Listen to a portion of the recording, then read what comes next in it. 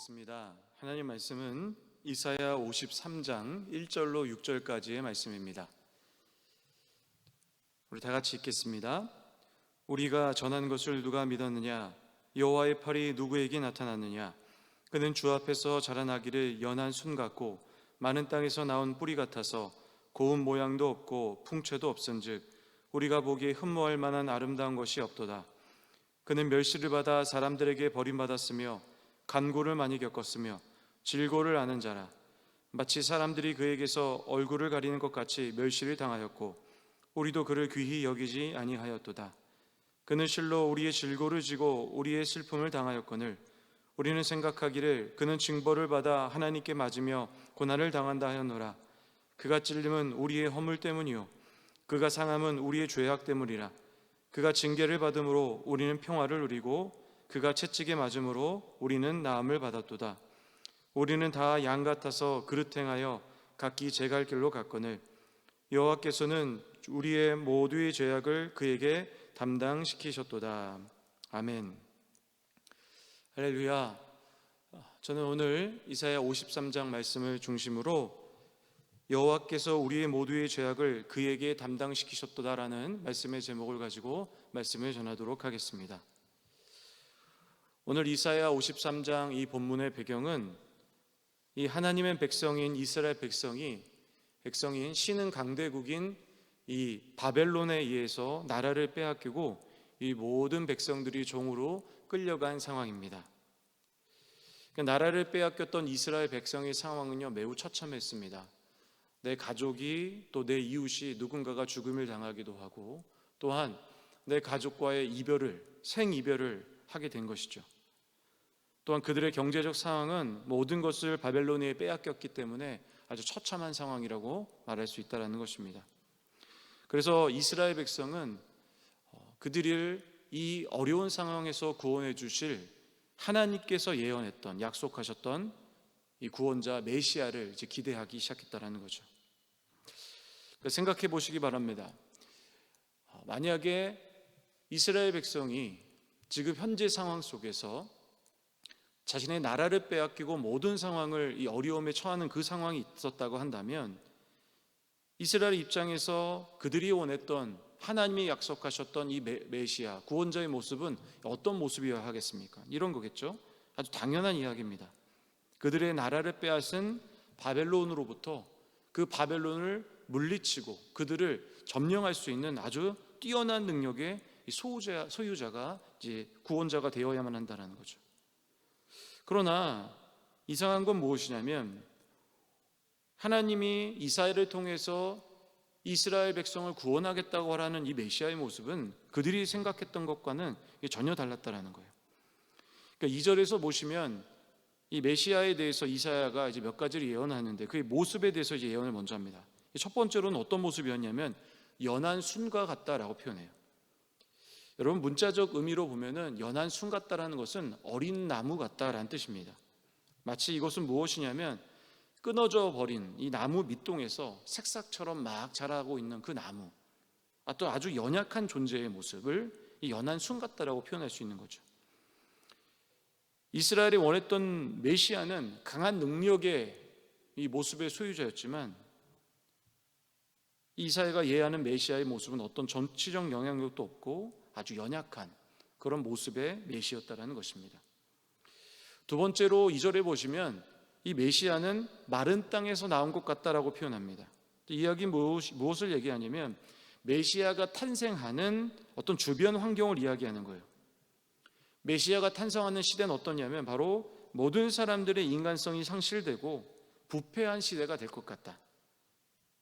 그래서 그의 탄생과 성장이 결코 쉽지 않을 거라는 것을 오늘 본문은 우리에게 이야기하고 있다는 것입니다. 또 2절에서 예언하는 이 메시아의 모습은 어떤 모습이냐? 고운 모양도 없고 풍채도 없다라고 표현합니다. 이것은 무엇을 얘기하냐면 바로 메시아의 어떤 육체적 모습을 어떤 구체적으로 표현하고 싶었던 것이 아니라 사람이 보았을 때 어떠한 흠모할 매력이 하나도 없는 상태를 지금 본문은 이야기하고 싶은 거죠. 여러분 구약 성경에 이스라엘의 초대 왕이었던 사울에 대한 기록을 잘 아실 겁니다. 이 사울은요 특별한 풍채를 가졌어요. 사무엘사 9장에 보면은 사울을 어떻게 비유하냐면 그는 이스라엘 사람 중에 그보다 준수한 사람이 없었다라는 거예요. 또한 모든 백성들보다 키가 월등하게 크다라고 표현합니다. 아마도 이스라엘 백성이 바랬던 메시아의 모습이 이런 모습은 아니었을까, 이제 그런 생각이 드는 거죠. 그러나 메시아는 실제로 이런 모습이 아니었다라는 거예요. 그러면 우리가 이런 질문을 할 수 있습니다.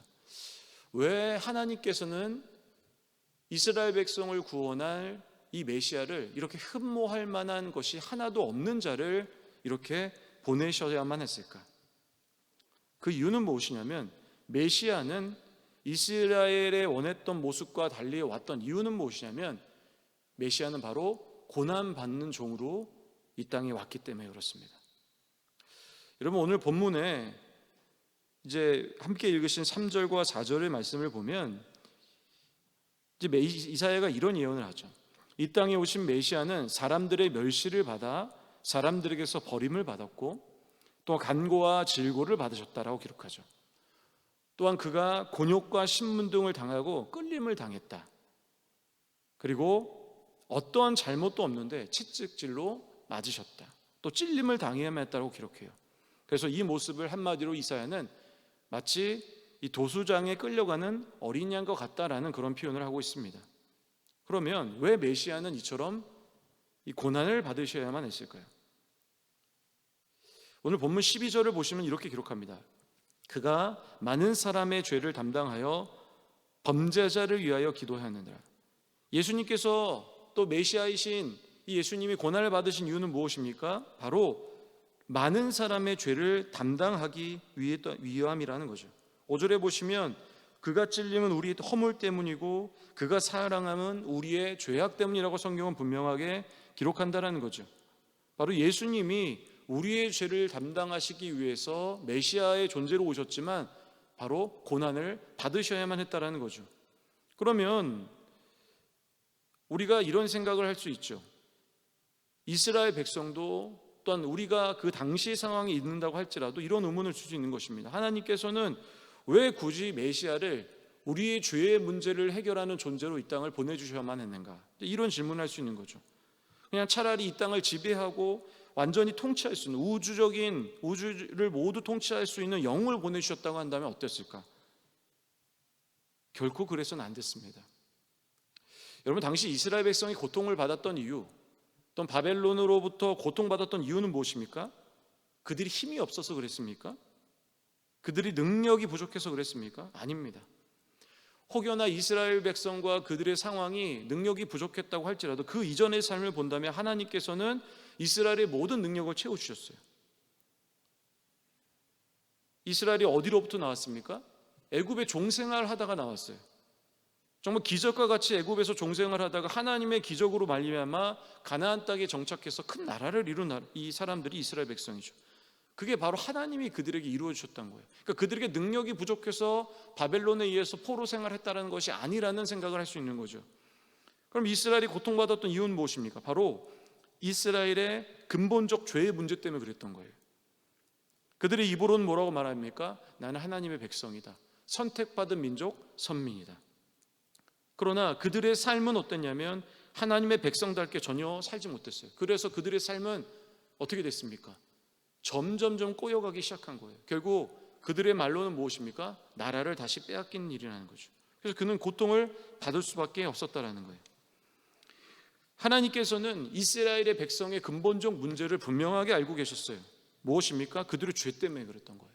그들의 죄로 인해서 그들은 고통받을 수 없었기 때문에 하나님 입장에서 그들의 근본적 문제를 해결해 주시기 위하여 메시아를 그들에게 보내셨다라는 거예요. 우리에게도 그렇습니다. 우리도 우리의 삶의 근본적 문제는 바로 이 죄로부터 나온다는 것을 우리 분명하게 기록해야 돼요. 그리고 그 죄의 문제를 해결하기 위해서 오신 분이 바로 예수 그리스도라는 거죠. 여러분, 성경적 전체적 주제를 한마디로 이야기한다면 죄에 관련된 이야기라고 할 수 있습니다. 아담과 하와로 인해서 발생된 게 무엇입니까? 죄가 발생했죠. 그리고 그 죄가 발생한 후에 아담의 후예, 사람의 후예들은 점점점 시간이 흐를수록 점점 타락해져 갔습니다. 또한 사람은 죄의 타락과 함께 어떤 삶을 살게 됩니까? 행복과 기쁨의 삶이 아니라 고통의 삶을 살아가게 된 거예요. 그래서 하나님께서는 가장 먼저 이스라엘 백성을 선택하시고 성망을 지으시고 나서 그들의 죄의 문제를 해결하기 위해서 하신 일은 무엇입니까?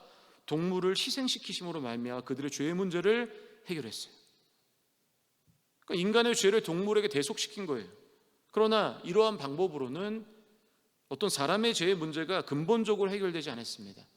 동물은 계속 희생시켰지만 희생시킨 제물의 양은 어마어마해져 갖고 상상도 못할 만한 양을 이 죄의 문제 해결에 사용했지만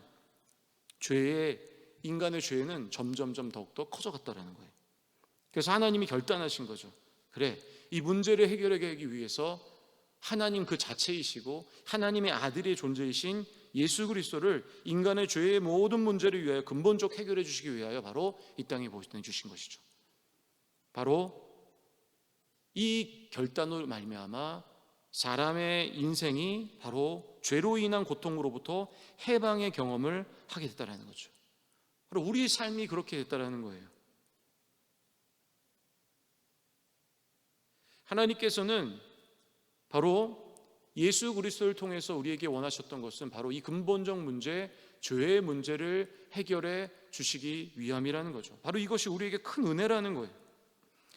그러므로 이러한 측면에 보았을 때 이사야 53장은 우리에게 매우 중요한 말씀이라고 이야기할 수 있습니다. 그래서 이 메시아의 모습을 이렇게 예언하고 있는 이 이사야 53장을 복음 중에 복음과 이 복음이라는 이 본문이라고 많은 사람들이 이야기합니다. 또 구체적으로 존 맥에더라는 사람은 아마 예수님의 십자가의 죽음으로 말미암아 절망하고 있었던 엠마로 가는 제자들에게 아마 예수님께 나타나셔서 이사야 53장에 대해서 분명히 설명해 주실 거라고 확신합니다. 또한 종교개혁자였던 마틴 루터는 이사야 53장을 우리는 반드시 외워야 하는 본문이라고 우리에게 강조하였습니다. 사랑하는 성도님들, 하나님께서는 우리의 근본적인 이 문제, 고통의 문제를 해결해 주시기 위하여 바로 메시아이신 예수님을 보내주신 것입니다. 그래서 이 사건으로 말미암아 우리로 인해 우리에게 있는 이 고통의 문제, 또 죽음의 문제가 해결이 된 것이죠. 여러분, 우리는 지금 코로나라는 시기를 살아가고 있습니다.